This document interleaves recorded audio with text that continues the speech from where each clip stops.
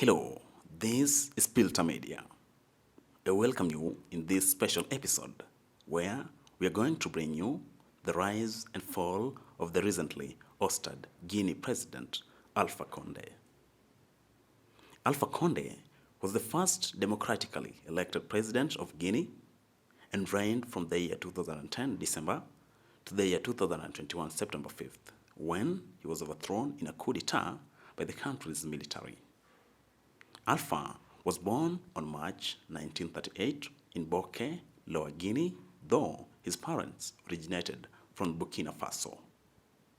Alpha Condé left Guinea for France at the age of 15 years to pursue education.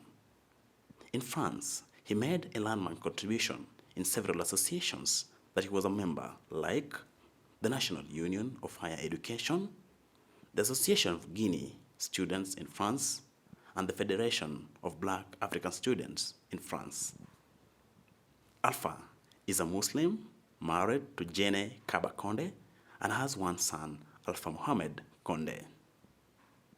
Alpha Condé contested for the presidency for the first time in the year 1993, December 19th, where he got 18%, with the winner, Lansana Conté, who was by then the incumbent, getting 51.7% of the votes.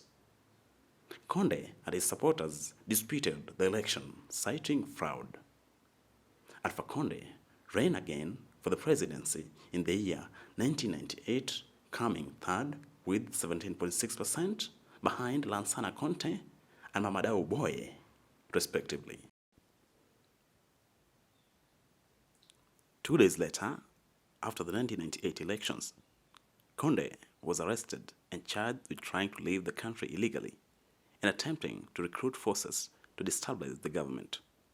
His trial began on April the year 2000, and he got sentenced to jail for 5 years on September the year 2000. He was later released by President Lansana Conté on pardon and prohibited from engaging in any political activity. He then left for France, but came back later on July the year 2005. President Lansana Conté died on 22nd December 2008, and a military coup took place the following day on 23rd. The country was then ruled by a junta under the National Council for Democracy and Development, being led by Moussa Dadis Camara. In the year 2010 elections, Alpha Condé ran for the presidency and got 18% in the first round held on June, with Celo Delaine Diallo emerging first with 40%. In the second round, held on November 15th, 2010, Alpha Condé emerged victorious with 52.5% and became the first democratically elected president of Guinea. On July 19th, 2011, Alpha Condé survived an assassination attempt after an attack was made at his residence, resulting in the death of one of his guard, with 2 others being injured. A former army chief and 1 presidential guard were arrested few hours later, and 41 soldiers arrested 3 days later. In the year 2013, few months preceding the parliamentary elections, Alpha Condé encountered resistance in the form of protests from the opposition coalition supporters.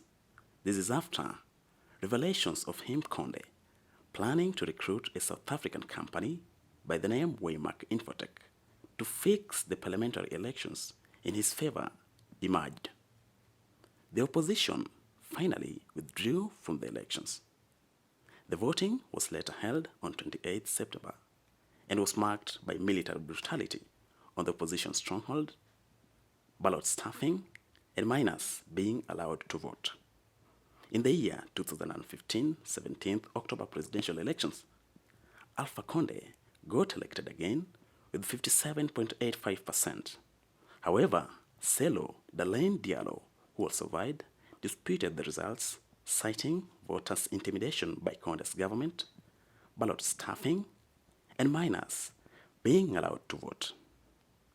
Condé engineered a constitutional change on March 2020 that enabled him to run again for the presidency after reaching his 2 terms limits and won with 59.5% in the October 2020 presidential elections. Guinea has generally been in a state of on and off episodes of civil unrest due to constitutional and human rights abuse and corruption during his tenure as the president. And on 5th September 2021, he got overthrown in a military coup d'etat led by an elite unit headed by Lieutenant Colonel Mamadi Doumbouya. It's my hope that this episode has been insightful. I therefore request you to subscribe to our channel and hit on the notification bell to get notified whenever we upload content. Bye-bye.